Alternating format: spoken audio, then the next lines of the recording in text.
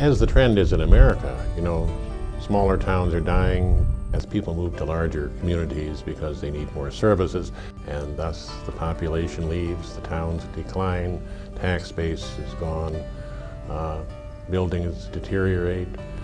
I call such places near ghost towns because they are a shell of their former selves. They once maybe had 150 people or 200, and now they're down to maybe 50, maybe 25 people, maybe 6, maybe 3. They've lost their identity.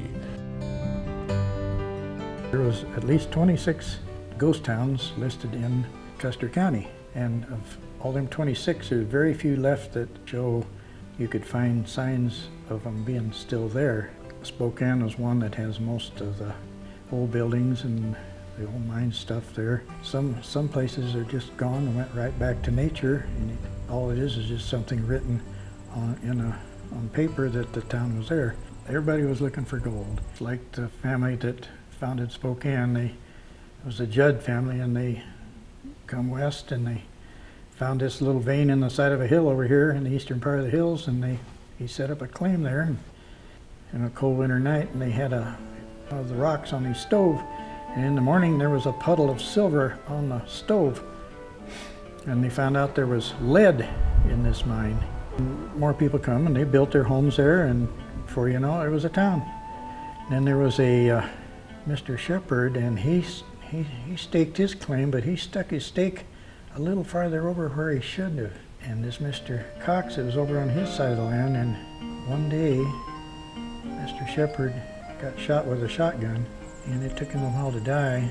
Nobody witnessed the shooting, so they couldn't really say that Mr. Cox shot him, but everybody knew he did. But Mr. Shepherd is buried on the mine site. I often think some night when it gets dark and the moon comes over the hill and it gets real quiet, you can almost hear him out there wailing.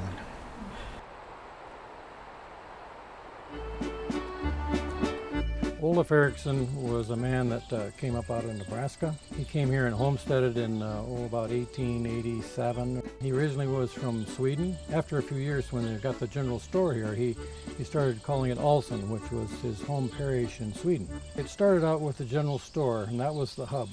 People needed the supplies. A lot of the supplies came in up to Vermilion on the river.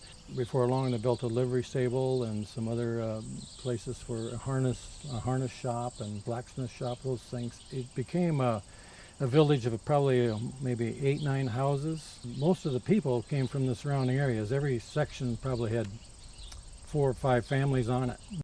But there was a timber claim right on the south side of Olsen with a large open field in front of it.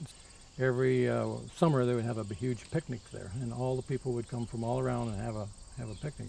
Hundreds of people come.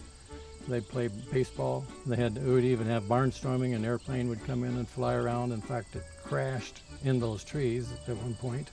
He got a little low and ended up upside down on the ground. So that was kind of famous for Olsen then. This farm is a National Historical Farm, so they've kind of kept things as is, and so a lot of the things are in place.